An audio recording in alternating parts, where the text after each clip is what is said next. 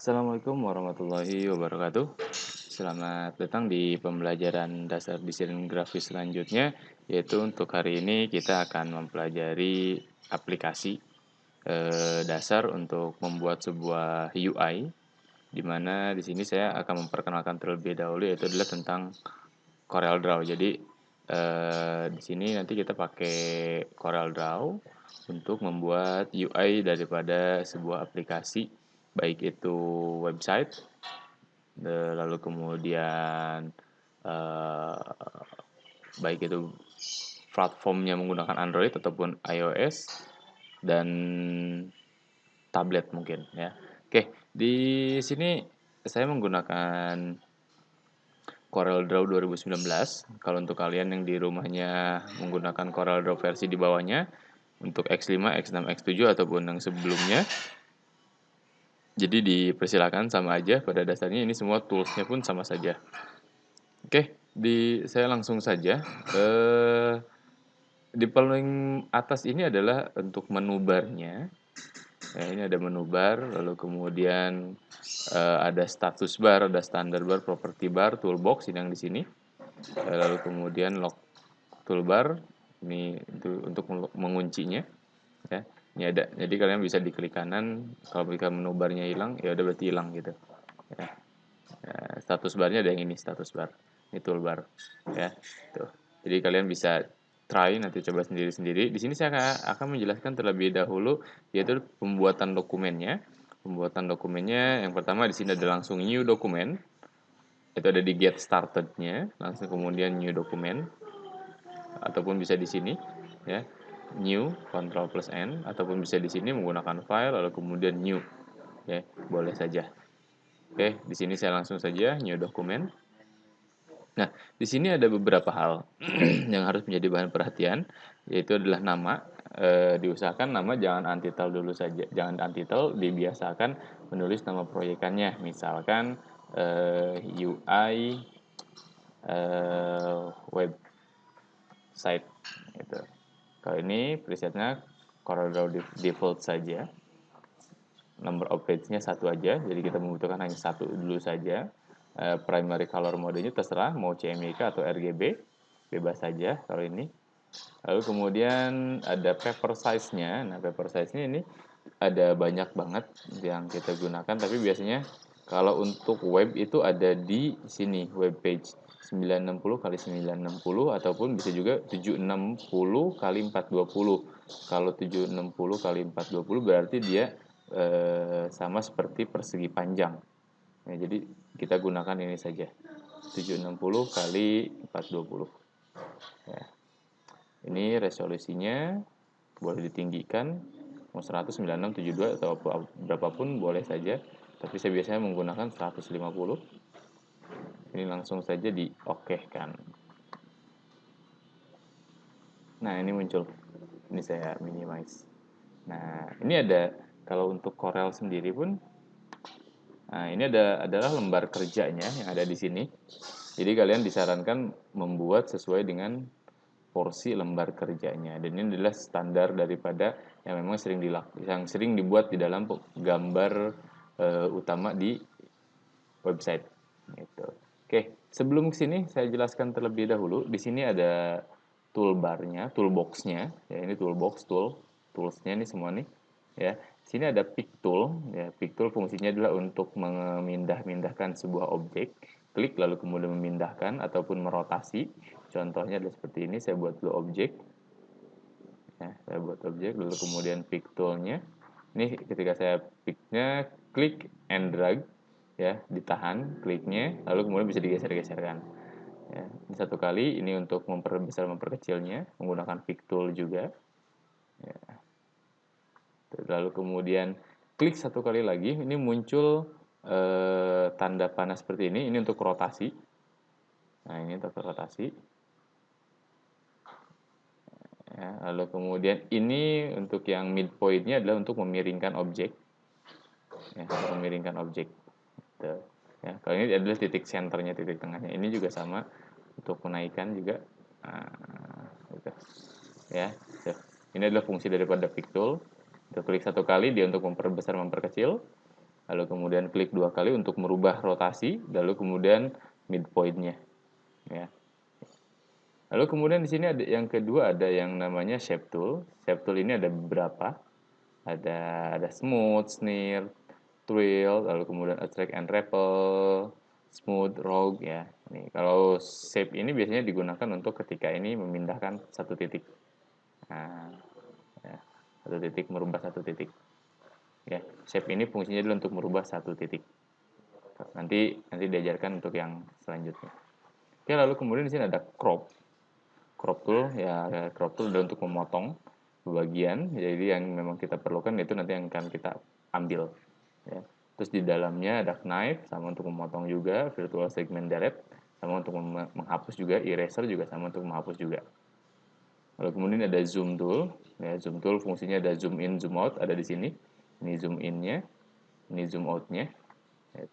Ya, zoom in, zoom out-nya. Kalau ini sih saya jarang pakai. Zoom selected-nya jarang saya pakai ini. Yang umumnya ada di sini sebenarnya. Ya. Lalu kemudian di sini ada kembali yang namanya freehand tool. Di sini ada tombol cepatnya menggunakan F5 pemilihannya. Kalau misalkan kita klik sini, ya di sini ada segitiga jadi untuk memilih mengetahui berapa banyaknya. Klik biasa ya, klik kiri.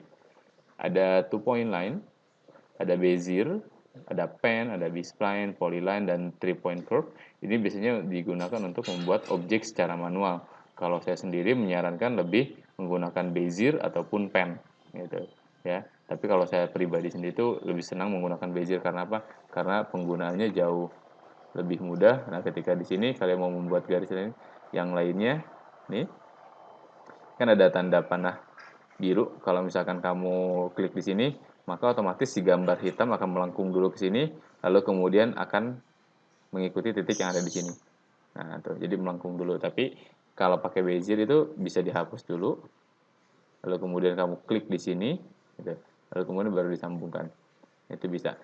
Dan ini baru bisa diberikan warna, ini namanya objek. Nah, jadi ada yang namanya point to point, ya, node to node, sorry, bukan point to point, tapi node to node. Ya, jadi antar titik harus saling ketemu. Dia ada node, node, node, node. Jadi itu harus saling berhubungan. Kalau misalkan tidak berhubungan, maka tidak akan tidak bisa diberikan sebuah warna, gitu. Karena dia bukan objek. Ya, diibaratkan oleh si programnya bahwa yang tidak saling bersinggungan dengan garis itu, sorry, bukan bersinggungan dengan garis, tidak saling bertemu dengan titik satu dengan titik yang lainnya, itu dinyatakan bukan sebuah objek, melainkan hanya sebuah garis. Contoh seperti ini, kemudian dilewatin. Nah, walaupun ini terpotong, garisnya tertumpuk, tapi tetap ini tidak bisa diberikan warna.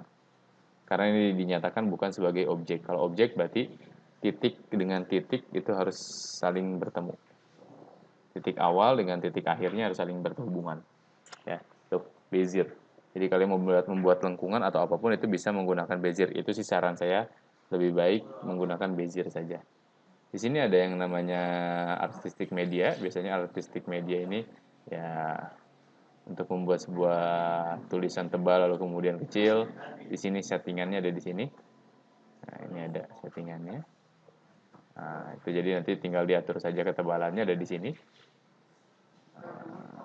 Gitu. Nah, ya itu ini artistic media. Lalu kemudian di sini ada rectangle tool. Rectangle tool ada apa saja? Satu saja rectangle. Di sini fungsinya adalah untuk membuat persegi panjang. Ya, ini ada oval, ellipse, sorry, bukan oval, ellipse. Ellipse tool untuk membuat sebuah lingkaran. Ya, ini adalah untuk ellipse-nya. Di ellipse ada apa saja, kita lihat masih ada ellipse hanya satu saja. Lalu kemudian di sini ada polygon.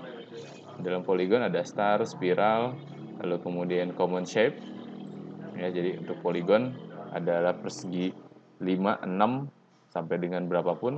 Ini 5, nanti ini kan ada 5 sudut. Kalau pengen banyak ya tinggal di sini. Tambahkan 6 terjadi 7, 8, ada di sini semua pengaturannya. Lalu kemudian untuk star ya bisa, ini bintang biasa. Nah, ini bintang. Lalu kemudian untuk spiralnya ada juga spiral. Nah, ini spiral, obat nyamuk ya. Kita tahunya ini obat nyamuk. Lalu kemudian ada common shape. Nah, common shape ini ada berbagai macam jenis. Untuk menentukannya ada di sini. ini adalah apa nih bentuk? Saya agak lupa sedikit nih, sorry ya agak lupa nih. Apa ya? Bukan belah ketupat ya. Hampir seperti jajar genjang mungkin ya. Lalu kemudian di sini ada prisma kalau nggak salah ini. Lalu kemudian ada segitiga siku-siku. Lalu kemudian ada tanda tambah. Ini ada tabung, ini ada bingkai frame. Ya ini banyak lah pokoknya ya. Nanti ada di sini, di shape-nya. Lalu kemudian ini ada teks untuk membuat tulisan kata-kata. Ya, ini teks. Nah,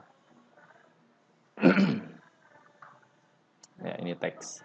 Lalu kemudian ini ada parallel dimension. Nah, ini parallel dimension. Jadi untuk mengetahui ukurannya berapa sih? Misalkan ini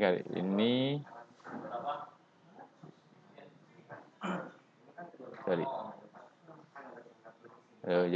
Menjadi mengetahui untuk ukurannya. Oh ini panjangnya adalah 1,92 inch. Ya, tuh ini. Jadi untuk mengetahui ukurannya. Dan ini biasanya digunakan untuk apa? Kalau misalkan membuat sebuah petakan rumah, desain rumah biasanya gitu ya.